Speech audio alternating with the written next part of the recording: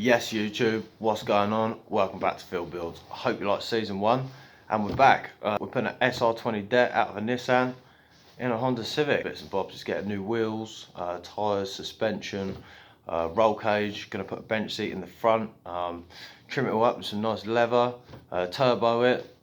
Yeah, all that nice jazz. So I think I'll give you a quick walk round, and let's get cracking. So here she is, 1988 Civic. It's the saloon, the GL. Really nice, clean, straight body. I had a little few dings and stuff at the back, so I thought I'd pull them out before I start putting fancy suspension and stuff on.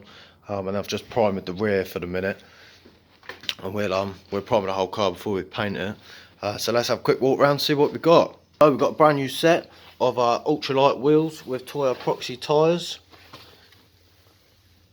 Lovely bit of dish on there, thank you very much. And for the shiny bits, we've got a brand new set of Skunk 2 coilovers, and then in here we've got a Tagiwa Boss kit, brand new Motor Mech deep dish steering wheel, set of 4-point harnesses in here, road legal ones. We've got some honeycomb stitch leather, some plain black leather hides in there as well. And then up the top we've got OMP roll cage to go in the back, with door bars as well. And I think we'll just have a quick walk round of the car, show you what we're working with. So here she is. It's a little bit dusty, it's been sat up the yard for about 8 months. I've been absolutely buzzing to get on this, had to get my bikes and my buggy and stuff out of the way. But yeah, so what we're working with, we've got nice clean solid seals and arches. They're factory seals and arches as well, which is quite rare for these because they do get quite rusty. It's a low mileage one. So she's only on 105.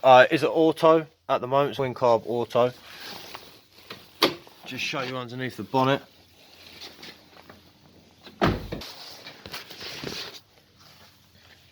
Here it is, 1.4 twin carb. So we're going to be swapping all of this out, put the 2-litre turbo in there. Right, straight through exhaust, all the way to the back, with decats and stuff.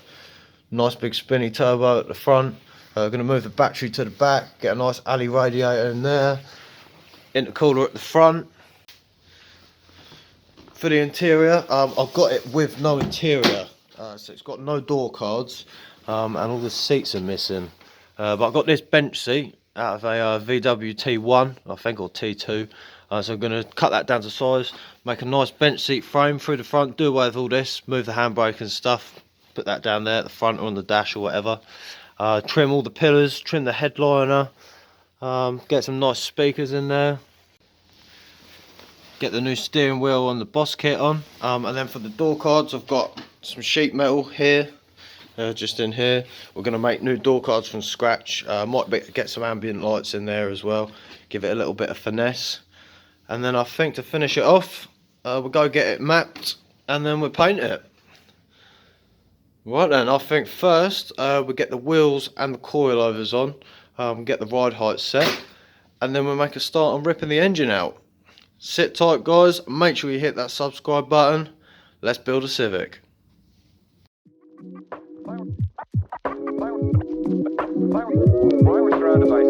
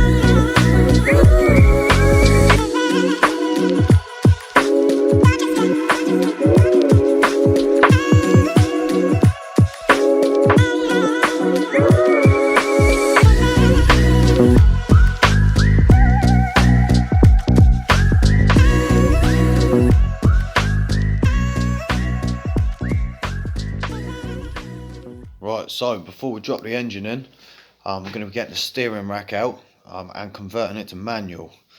So at the minute you can see we've still got the old reservoir and the pump and stuff in there. Getting that pump to run on the SR20 is a bit of a ball ache, and we do lose space in the engine bay, which we don't really have a lot of at the minute anyway. So we've still got to get the radiator in once the engine's in. We've got to get an intercooler in here now as well, and a turbo, the fuse box, all the other stuff. So we'll be whipping the rack out, stripping it down, getting all the seals and stuff out, greasing it up and converting it to manual. We'll get that bolted back in once it's done, and then yeah, we'll make a start on getting the engine bolted in. Let's do this.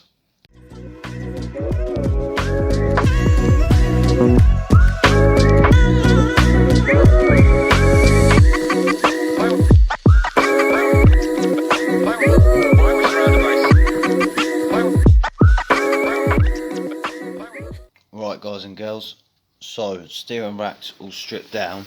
I just thought I'd explain what's going on, so it doesn't look like I've just sort of taken it apart and springs and stuff everywhere. So your rack works. You have these two feeds here, and your high pressure one that comes into that box that we stripped at the start, which is just down here. So you've got your pump, which is pumping fluid round through the lines down into here. Your fluid comes into the rack, and then you've got this seal here, this pressure seal. So when you spin your rack, steering wheel's attached to this shaft down through your column. So you spin this, you can see it moving down this rack and pinion gear. It pushes fluid down. This is all pressurized, and it stops at this seal, and it's done on pressure. So you turn in the steering wheel, pushes the shaft, which pushes fluid and pressure up, which moves the shaft. We don't want any pressure now, because once we fill it up with grease, once all this is greased up, if we've still got this seal in, it's just going to jam up because there's nowhere for that to go. So we're going to cut this seal off, and we'll be replacing the fluid and the pressure with grease. Obviously when we're turning the steering wheel, we're using our arms to turn it now, and not fluid. So we'll cut this off so it's nice and free flowing. We're going to put grease all down here, all in this box and all in this rack and pinion, so it's nice and lubricated. Clean it all up, and then yeah, get it all back together, and we'll make a little blanking plate on here just to stop any crap getting in, and then just some little breathers on here, just drill some tiny little holes, just so we've got a little bit of air getting in and out, but we can't get dirt in there. So yeah, let's get it all back together.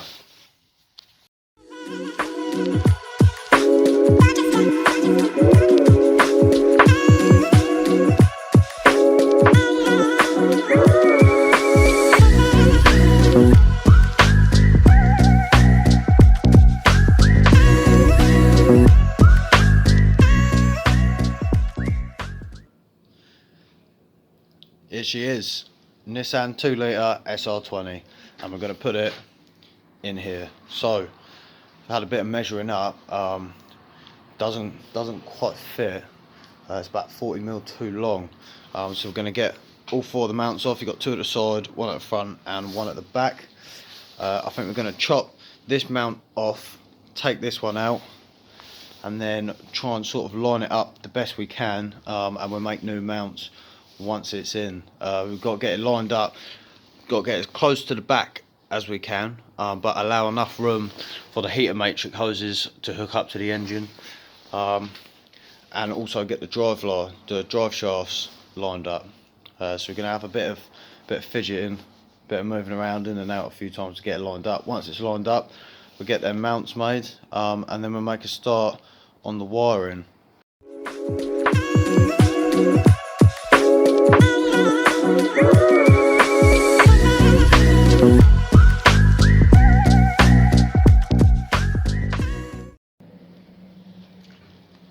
Right, so engine is bolted in. Excuse my voice, got a bit of man flu, but the show must go on. So we've got this mount here done for the side, this one here done for the side, the front one here, and there's another one at the back tucked down below. They are temporary. They're just to hold the engine in for the minute. So I will be making a new front subframe. I've just sort of notched bits out and stuff. I've done a quick mount just so I could get the engine in where I wanted it to be. But it is very, very tight in here. As you can see here, got about 5mm gap here, very tight all around the back to the brake reservoir, not a lot of room down the back. And then here we've got about sort of 30 to 50mm all the way around and round the back, but it's in. It sits very nice. The bonnet does close. I do have to put some bonnet risers just at the back, but the bonnet does close with the engine in, and we've got nice clearance underneath for the sump. I've also got the pedals in, so what I've done is throttle pedal will stay the same because it's still cable operated. The brake pedal, obviously being an auto, it had this bigger pedal with this section here on. Cut that down and just put a new rubber pad on the top, a nice OEM look there, and then the clutch pedals just bolted straight in out of the Nissan. I've got that hooked up, that's all functioning nice, it's nice and solid. So yeah, pedals are done, gear shifter's in, just sort of loose for the minute, haven't bolted it down or anything, but it's pretty much the right length, so I'll just have to re-drill here just to get the mounting points through, and then put some nice covers on here. Back round the front. So I think we're going to drop it down on the floor, take it outside, give the car a good wash, get the carpet out for the inside. So we've got a few holes and bits and bobs and new fuel lines and that to run inside, and it's a nice clear day. So we get this outside, give it a wash. Once it's on the floor and back in, I think we'll get the new front subframe made with some stronger arms. So obviously we will be running a turbo. Everyone says they're strong enough, like when people K20 these, they don't bother swapping them out, but for peace of mind I want to make some nice thick tracking arms, because they go to the lower wishbones at the front. They run from here and they stabilise the front wishbones, so we've been making stronger ones of them. A new front subframe which will give us more room for this exhaust to come down and the radiator to sit. So once that front subframe's done, we'll get the radiator in, and we'll get all the coolant hoses done, piping, that sort of thing, and then we'll start working on the turbo, getting all the lines and stuff in. So yeah, let's do this.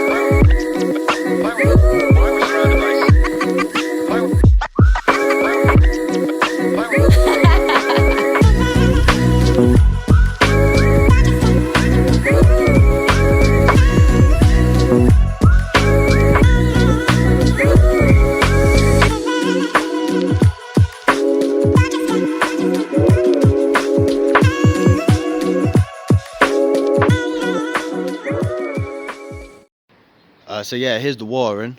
Highly underestimated how much wiring there actually was.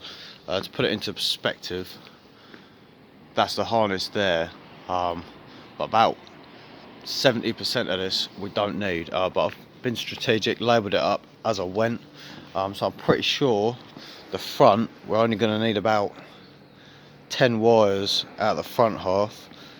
Here's the ignition. This is your harness that runs under the dash. That's the engine bay one. All we need out of the engine bay one is the fans, and a couple of sensors and stuff, because the harness on the engine plugs straight into the ECU. So all we need is the wiring that runs the fans and a few other bits and bobs.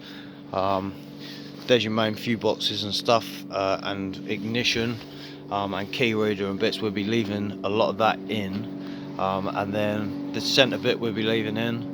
And then these back bits, like this one, you've got the plugs for the fuel pump there, we'll be needing them. But this whole back half here from sort of here backwards, and a lot of that we're not going to need. Right, here we are. Harness is all stripped back. So we've got module that plugs in here, and then this is the front bit that goes around the front of the engine bay. We've got some sensors and bits down here, fuse box, some more sensors, and then we've got the 2 fan switches in here as well. So we've got one which is here, that's a fan switch, and there's another one over that side. So that is how it will sit. So that'll be in the back left of the engine bay. It'll come down the front, across the front of the bonnet, and back through the firewall. Then we've got your ignition-y bit with your fuse boxes and stuff, and the key ignition here. I'm not going to explain how I'm doing the immobiliser, just for safety reasons, but I have got to wire the immobiliser in because it can't be deleted from the ECU, and there's a chip in the key. You can see it just there. We've got to leave all that in for the NAT system, and the key fob there. So yeah, I'll be wiring that in private. So yeah, this bit here, this goes under the dash. Got some more modules for the immobiliser, speedo wiring, and an airbag module. I'm not sure if I need that, so once it's hooked up, I'll run a test around and see if I still need that. And then we've got the back bit of the harness with the fuel pump wiring and the fuel sender, a few earths and stuff. So yeah, that's the harness. So I think I'm going to get it just in the engine bay for the minute, hook it up, hook the fuel pump wires up to a test light, and we'll turn it over just to make sure that the engine's turning over with spark and that the fuel pump's engaging. If that's all good, then we'll wrap the loom, get it fitted into the car where I want it, hook up the fuel pump, and we'll fire the engine up. Right, so we're all hooked up. All the modules are in, all the earths are just sort of on for the minute. Got a couple of batteries hooked up. So yeah, we've got that module there. ECU's plugged in. I'll take all the fuses out that I didn't need. So all the tail light and headlight fuses and stuff, they're all out. Speedo's hooked up. All the immobiliser systems hooked up. So yeah, I think we're going to turn it over. So what we're looking for is, we're going to want this little immobiliser light to stop flashing. You see it's flashing now. When we switch that key into the on position, that should go out, which means that the system's picked up the key and it will allow the car to fire up and start. So we're going to need that light to go out. When we crank, we're going to need this spark plug when it's earthed out on there to spark. And I've got a multimeter hooked up here to the fuel pump plug. So if this reads nice, like 12.5, 13 volts when we crank it, that sparks and this light goes out, then we're good to go. We'll get this harness wrapped up, get it in. Yeah, and the second we get the fuel lines in, it'll fire straight up on the key. So, turn the key over, hear the relays clicking. See now that light's gone out. Lights are on the dash. As we turn it over,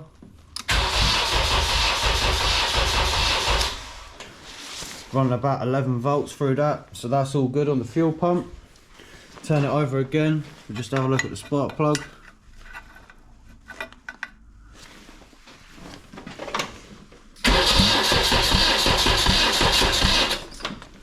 There we are. Right, so I think we'll get this harness wrapped up, and I'll run it in the car where I want it. So that module will be going inside on the back of the bulkhead. Wiring will get tucked all around here. This one will get tucked underneath the slam panel. This fuse box is going to go here, and then all of this loveliness here, that all gets stuck underneath the dash there with the OBD plug, so I can clear all my faults down once I'm done. Yeah, and I'm going to get all this wired in underneath the dash. Right, so let's get this harness wrapped, get the fuel pump in, the fuel lines, and we'll fire it up. Fuck yeah. So we are officially wired up. I've been putting this off for about a week or so. I just got in here today and done it, and it's all good. So it starts in here, this module right here, and you see the ECU tucks up the back there. So that the ECU and that module run through the bulkhead, just through there. We've got the battery positive here, this big thick one.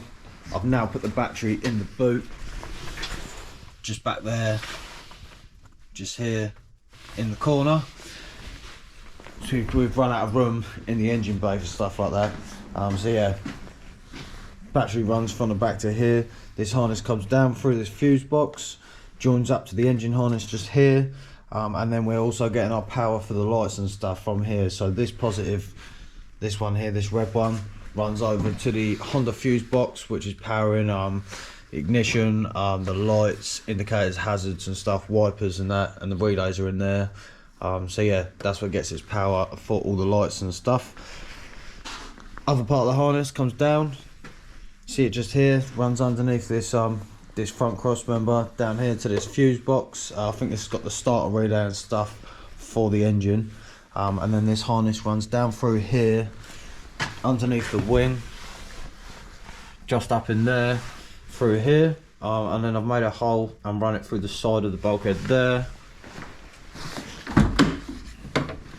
and then into here. It does look quite messy at the minute, but yeah, it will get tidied up, and then we'll just be tucking it underneath the dash.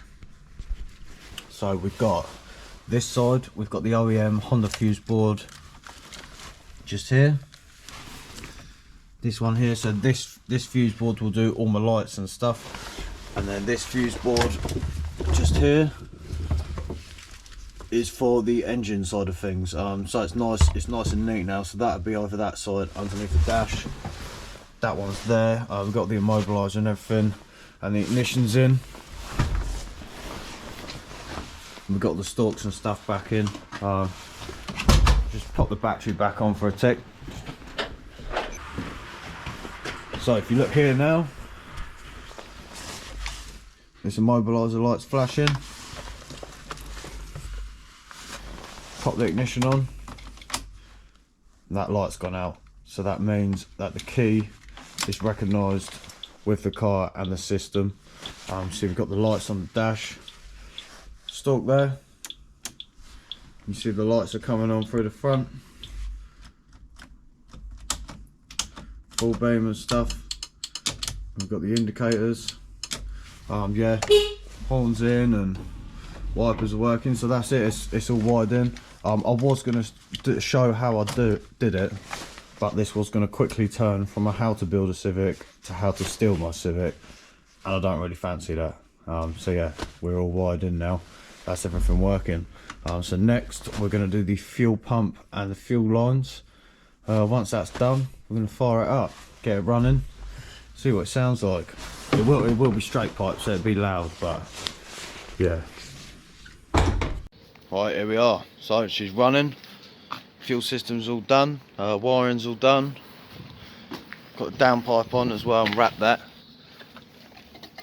See it there coming off the turbo, and then down underneath there, looking very nice. So yeah, gonna get it loaded up on the truck, take it over to Brighton, get full stainless made by Powerflow. Nice.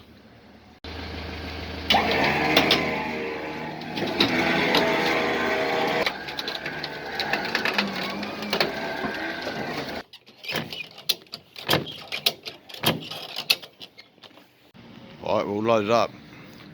Let's get it over to Powerflow and get this done.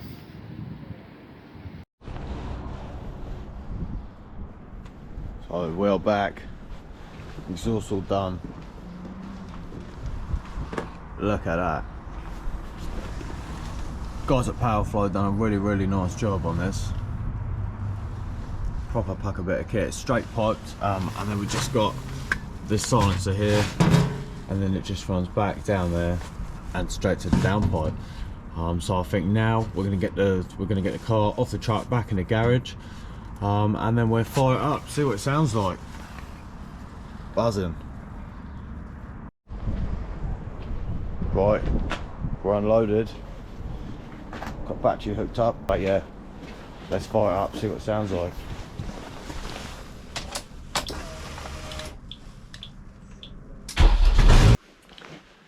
Got ya. Wasn't expecting that. So guys, what have we done in part one? Car's been stripped down, we've got the Skunk 2 coilovers on, wheels are on, engine's ripped out, SR20's in, turbo's bolted on, full stainless exhaust is done, interior is stripped, wiring is done. There's not a lot left. So part two, we're going to be fitting the new drive shafts, trimming all the interior, got a new carpet, got a roll cage going in, bench seat through the front with four-point harnesses. And then yeah, painting it and tuning the engine stuff, just sort of tighten it up. If you like what you see already, please hit that subscribe button, drop it a like if you liked it, and I'll see you at the next episode.